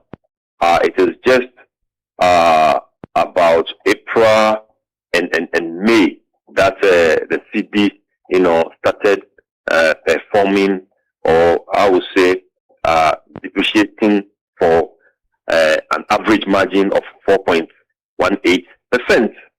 And we think this sort of depreciation is insignificant, and then does not call for any price increase as far as utility tariffs are concerned. Then we talk about inflation. That was at 3.4% in April, and then in May rose marginally to 3.7%. If you look at the point basis, it's minimal, it's negligible. So we don't think it is a call for any warrant for PURC to increase utility tariffs. Now let's talk about the cost of fuel. The cost of fuel, as we have stated in our statement, in the second pricing window in June, the cost of petrol fell by 9.3%, and then the diesel also fell by 1.3%. Currently, if you look at the world market price of crude oil, it's even below $70, and it is going to even go down further. So this does not call for any increase utility tariffs. And then the final issue had to do with generation mix. We are aware that we have various types of the way we produce our electricity. We have the hydro, we have the thermal, and then we have the renewable energy. As far as we are concerned, there hasn't been any problem with our generation mix. Everything is working on perfectly. So we don't see the reason why at this point, PURC, with all these positive microeconomic indices, will come out with an increase in utility tariffs. What they should concern themselves with when those utility companies come to them for price hikes is to tell them to put their place in order. They should check the losses, the operational losses that they've been incurring always. Because if you want to talk about Ghana Water is incurring on operation losses of about 51 to 52%. And then the ECG also is incurring on operation losses of 32% as a result of theft, illegal connection, waste in the system, and all these inefficiencies. This is where they have to work on and then improve in their revenue assurance, but not to always go to PURC for price increase. And if you look at the reasons that they have given, these are the same reasons that PURC continue to give each time they want to increase utility tariffs.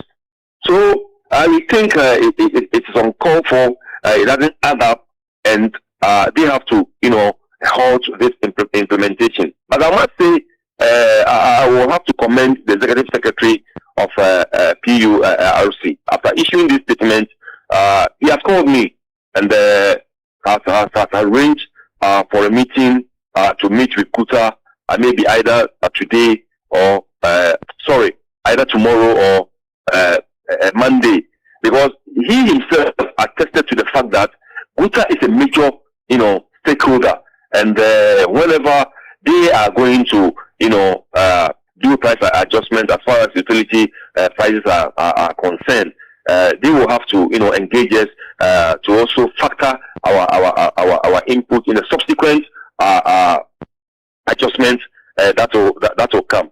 But we are meeting, like I said, either tomorrow or Monday, and I think something good is going to come out from that meeting. Thank you so much for speaking to us, sir. Thank you for having me, Sandra. That's Clement Boatin. He is president of the Ghana Union of Traders Association, GUTA. This is Eyewitness News on 97.3 Citi FM. I still have in studio the Northeast Regional Minister, the Honorable Ibrahim Tia. In wrapping up, I have received a message from my friends at Translight Solar, beautiful solar company in Accra. They said, "Good evening, Sanda. Please tell the regional minister to contact us, Translight Solar, for the boreholes. We can handle the solar installation." I'll show you where they are. They are at East Legon. Very well. Boundary Road. Please go and talk to them. Provided they will be very affordable for us. They will be affordable. They'll help you. I will do, yes. Because we really want to help our people. It's important. It's important. Now, in concluding, I don't know what your regional language is. Is Mampruli your regional language, or you speak multiple languages? There are multiple languages. Okay. So which one are you? You yourself? Mampruli. So you're Mampruli. Yes, okay. I am. So maybe we are live on Eagle FM in Wale, Eyewitness News. We are also live on Scarp FM in Nakmanduri. Nobia. And we are also on Nobia FM in Nalerigu. Mm-hmm. I want you to say hello to the people of the Northeast region before you leave us, in any of the languages you would want to use. Oh. So, the mkuya pusla Citi FM 97.3 management team ma ne bantama sahana nchana jinandi azamantu dunia dima kabawum kabaya pusi to dugma na yiren pusi regional party chairman mpati pama pusi youth association sibaba mbea isman pusi za sakamamban la antumna nembal mam gamba banan kunya pamma katamba marsa wara zanchanga tingma mal guziya pusi pambant masa chana chana kana ya zan sa hogban pusi to suhla suhdoa ka suhtu ni chana siganwa te pams lat mangongo hanya tianin sim kwa ka wuno du katinya bondir suma andi mangongo nya minister ma yasu suma ncha ankarwan zonna nchana nan zon jilinya ma nin siminya anfa kuna katerijin ma labge azu katicha panoma so ya suhma katiba nyange titi atum pa yuma na siti an labge tangban ma pasim kana za tinyanga katutuska kaka changa tuni kanka sura katrin zan sugru martaba tazakutunya labgan sima sakataba da yinni anya labango nyepumpa ngakabango basatinya kabonse nusu ni yara yuma na siti ya pa and districts aba nasma aba yuma za cherponi yunyu bumpurgu isman puse na leru gamba wa wale ni yaba yazayan tunyanya project yazasaninya. And I wish to thank you too for giving me the opportunity to sit in your studios. Thank you so much for the I'm most grateful. Thank you for the honor. How do I say thank you in Mamprole? Mpusiapa. Thank you so much. Grateful. Thank you, Regional Minister. I wish you all the best. Thank and you. Safe journey back home. That's the Northeast Regional Minister Ibrahim Tia. He was our guest today on Eyewitness News. This is Eyewitness News on 97.3 Citi FM. I am Umaru Sandama. We'll return with the latest in the world of business, and then we'll put the microphone in your hands for talkback. As it happens. Where do your hopes and dreams take flight? The money you've earned, the future shining bright. At Petra, we're not just here for your retirement plan. We are here for the life you've imagined and then some. From your child's education to your dream home's door, we'll help you achieve what you're striving for. Petra is here, steady and strong. Your wealth in safe hands, where it belongs. With investments that grow at rates that compete, we build your future with every heartbeat. That's Petra, your partner. Come joy or strife, guiding you toward the dreams that define your life. For your pensions, investments, loans, and more, visit our website at petraonline.com or call 0242 435037. Petra. Achieve more. These days, some mattresses are being made from all kinds of unsafe materials that are not fit for sleeping surfaces. These materials may be cheap, but they can be harmful to your health. If you haven't slept well, you cannot work and think well, and you are ultimately putting your health at risk, which can cause you a lifetime discomfort and chronic pain. As responsible citizens, we should invest in safe, durable, and certified mattresses. Latex Foam remains the tried and tested brand we all love for almost 60 years now. They offer you unmatched quality and durability for every Ghanaian home. Talk to them on 0302-231-155 in Accra and 03220-29365 in Kumasi for all your inquiries, or walk into any of their outlets nationwide for your preferred choices. Do not settle for less. Go for quality, but Latex Foam, or else you do yourself. Latex Foam, your partner for life. A bank that supports you, a bank that cares for you. Hand in hand, we stand with you. So lift your head up, big dreams are waiting. We'll walk with you wherever you go. Where all your dreams come alive. CBG will make you smile. We will rise with you. Your business will flourish. Your name will stand out. Consolidated Bank, CBG.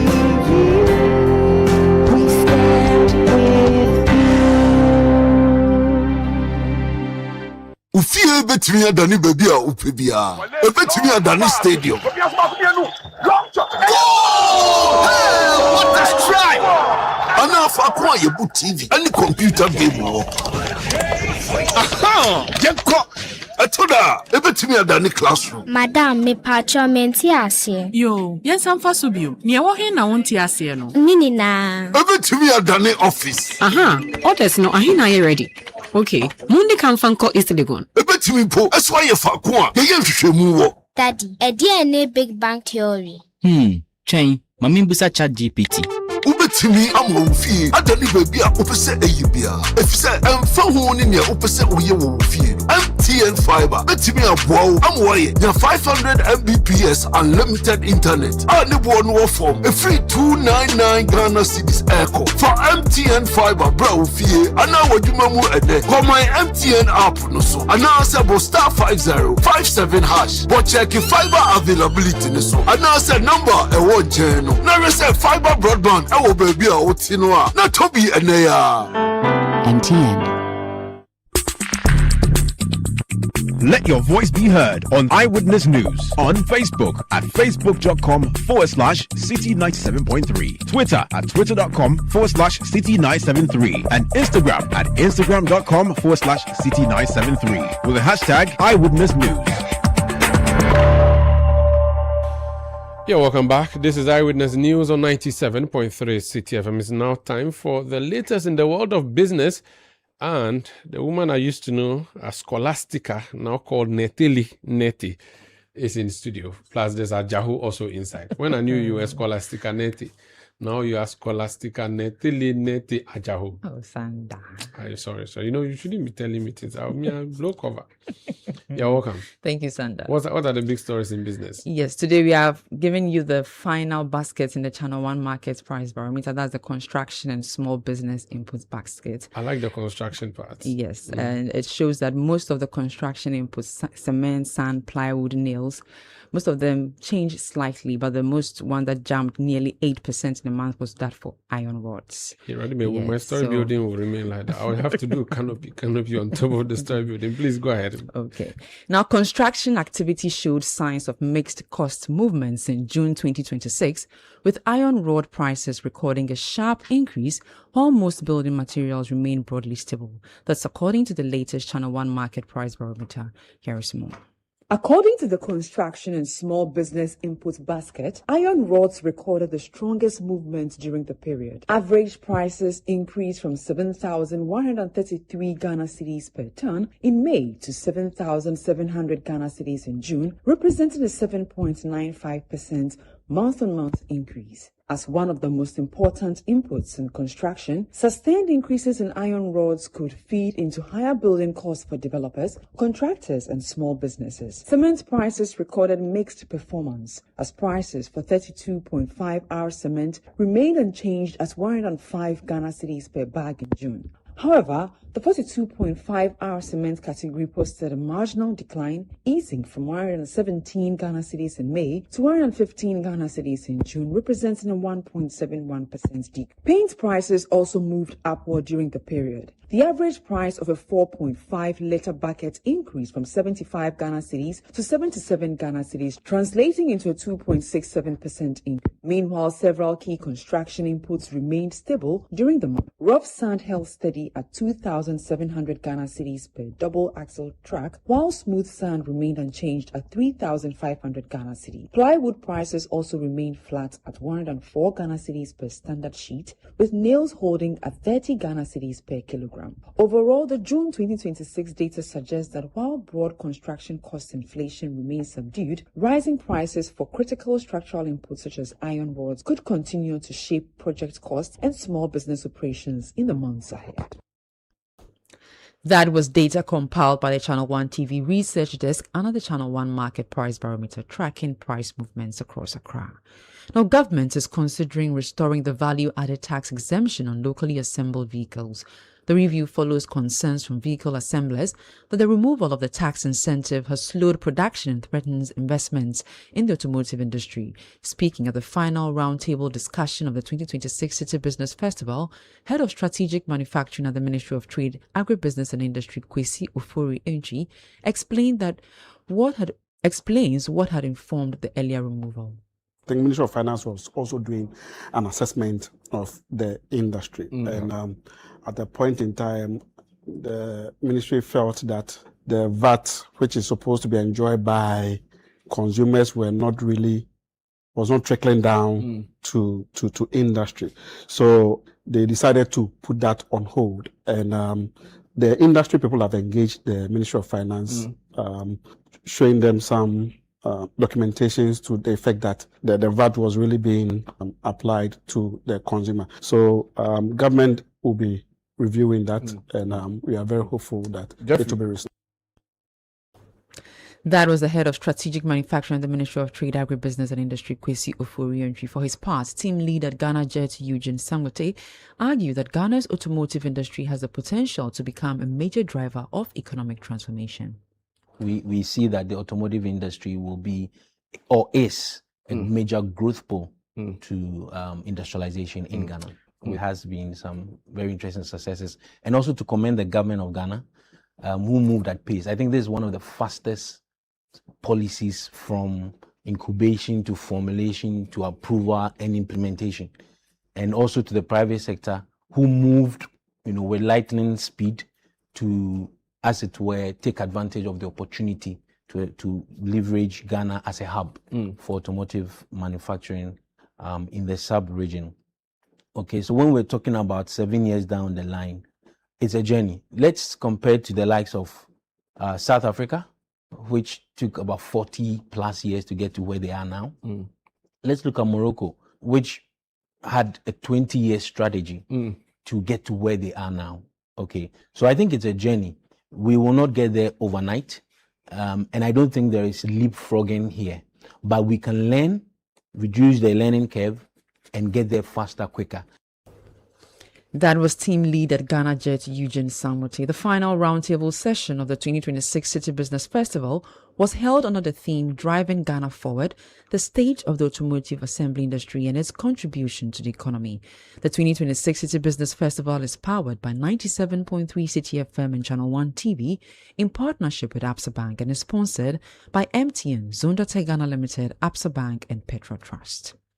Now, Ghana's creative sector must transition from passion-driven pursuits to commercially viable enterprises if it is to emerge as a significant contributor to economic growth and job creation.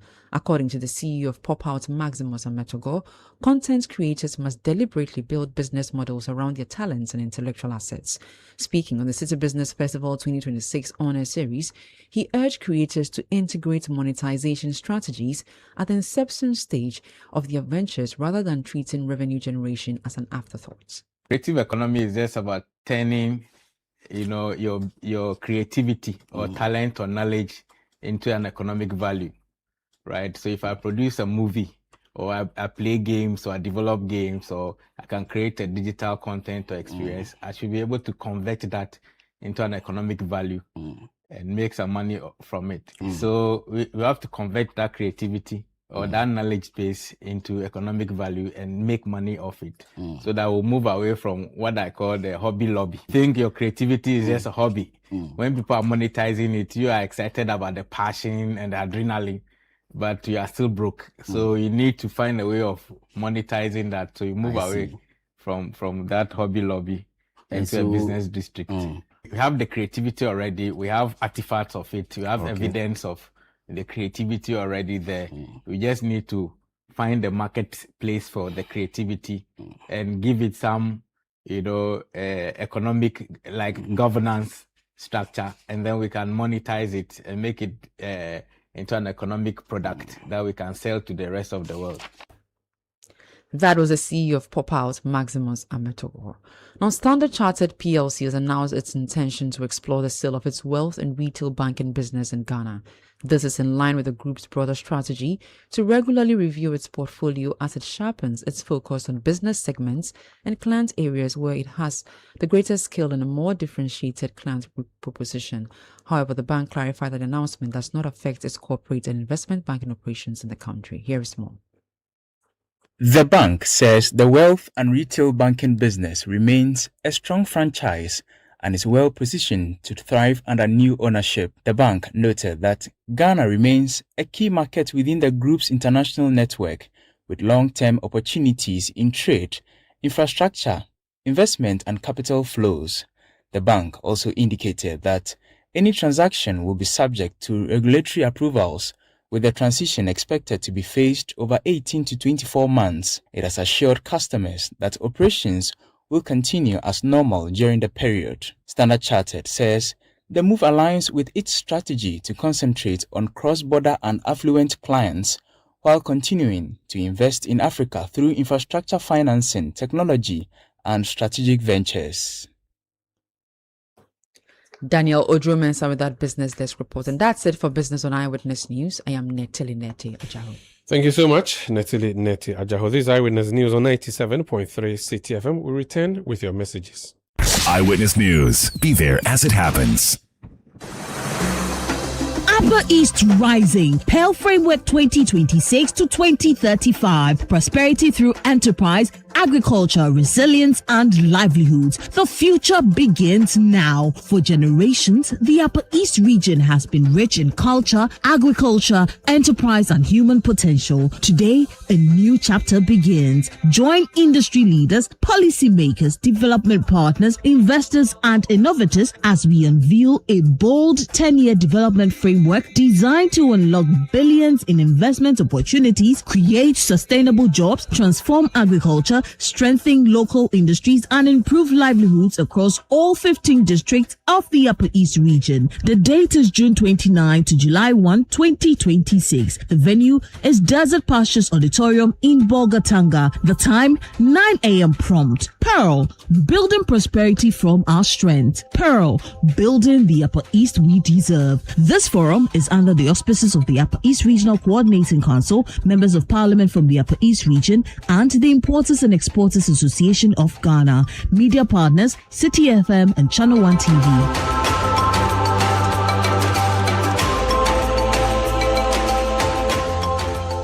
Hey, Charlie, these days there are Azan everywhere, and GCB Bank is on the alert to protect your money. So be vigilant.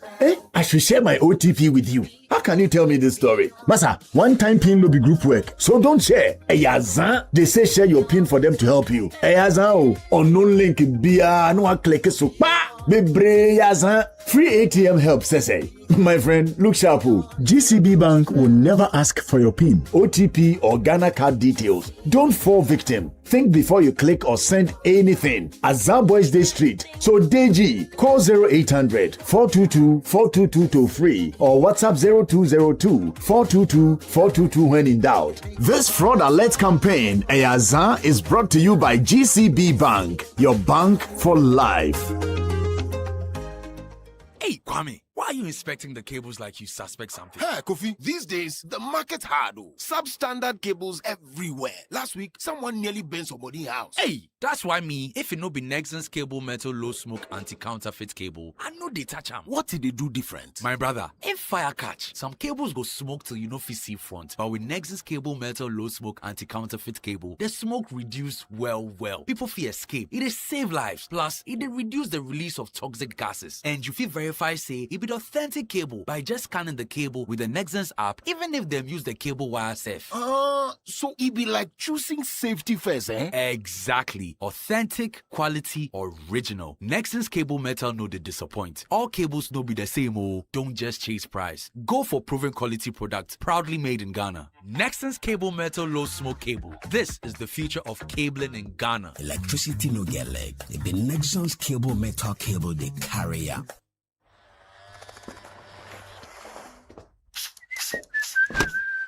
Charlie, trim I'm nice. I get some serious meeting. Allah, motion. But Charlie, no credit today. Oh, but you relax. More day. Hey, what funny. Yes, so I borrow small, sort myself out, I pay back. We move. Spot there. Charlie, you sure say you they pay back? Yes, so that anytime somebody else they need them, Momo day. Be like I can't borrow some more. Hey, you this boy. Don't go there and disgrace yourself. Allah motion. Responsible borrowing be the real flexo for today's needs and tomorrow's dreams. Borrow, sort them, pay back. Momo day.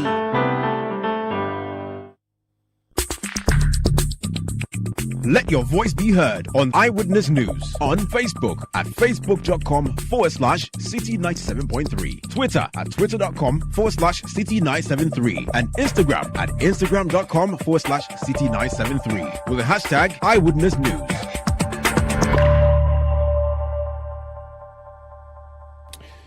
Yeah, welcome back. This is Eyewitness News on 97.3 Citi FM. Sami Wiafi is in studio with me to bring us stock back. Sami, what are our listeners saying?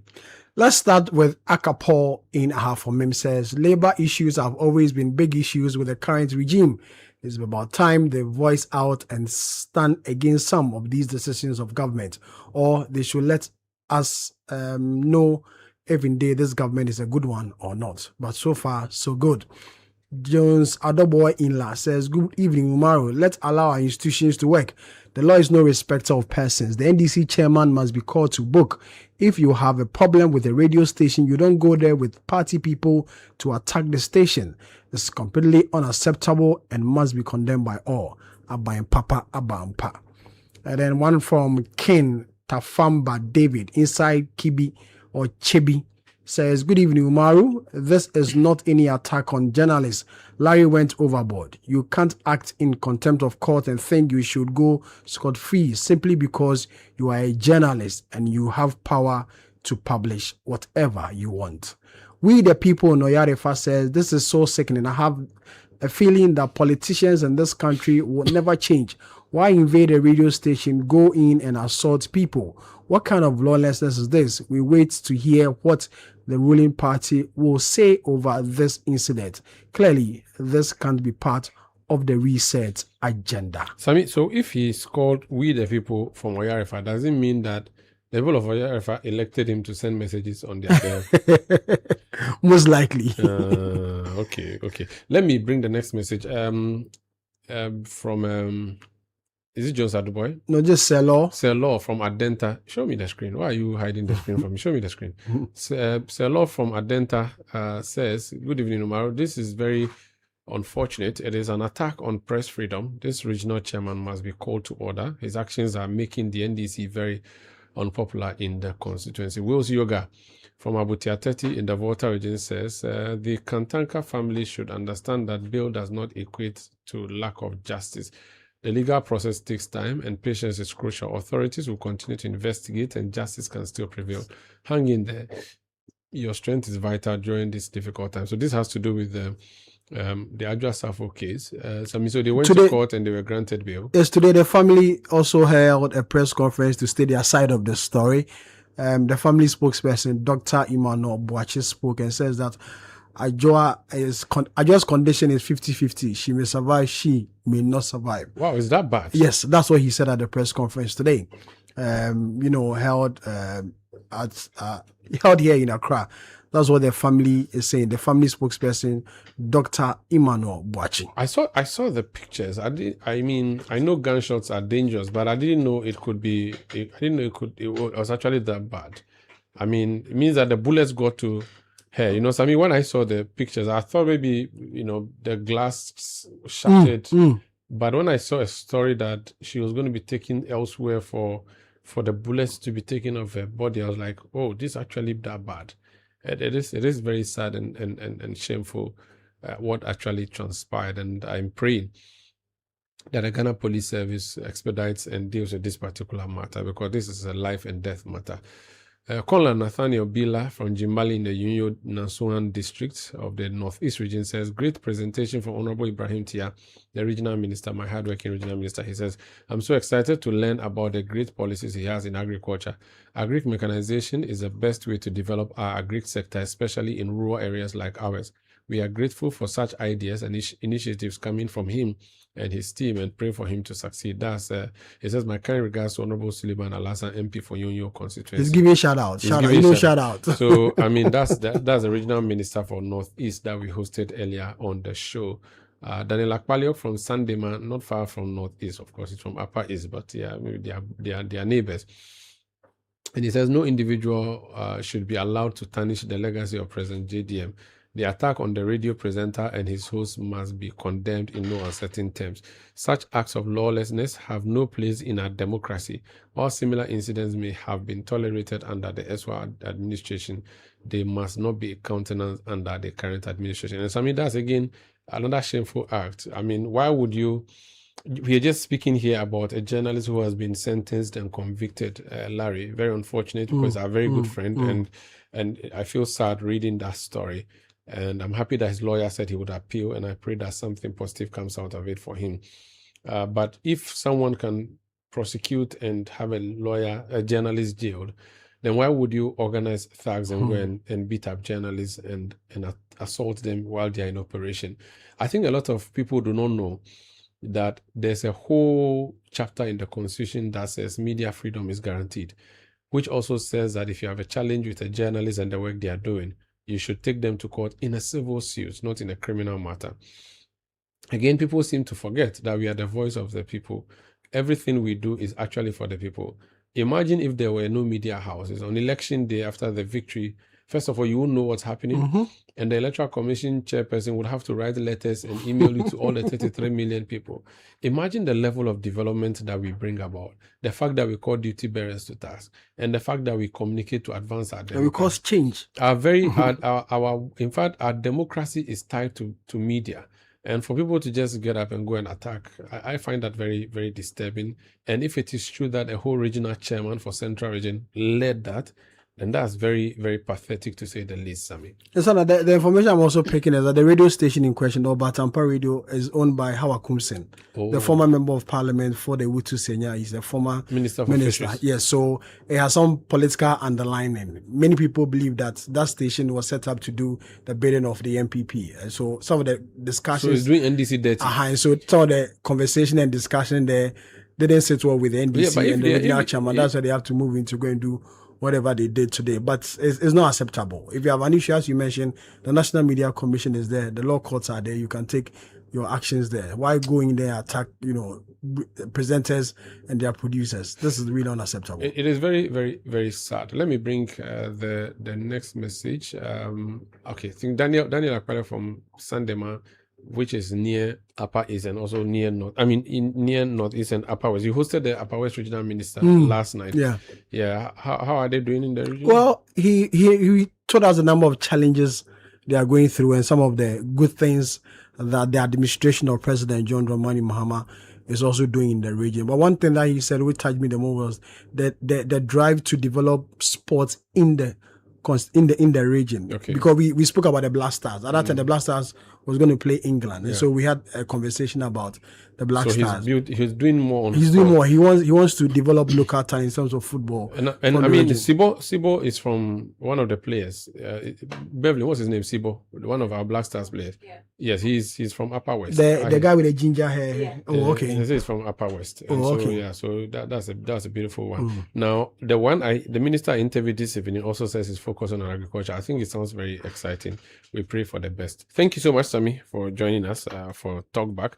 I am Umar Sandamadu. Did this for you tonight. I was joined in studio by Neteli Netiajaho to bring us business news.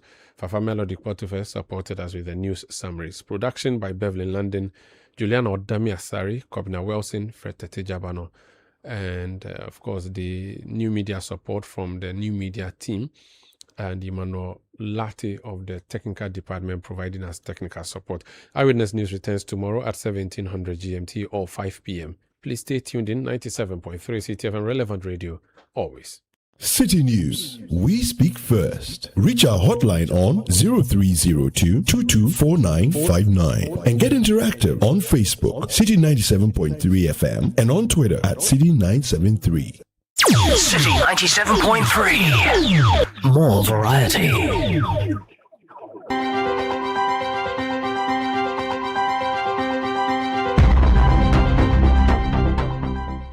Thanks for joining.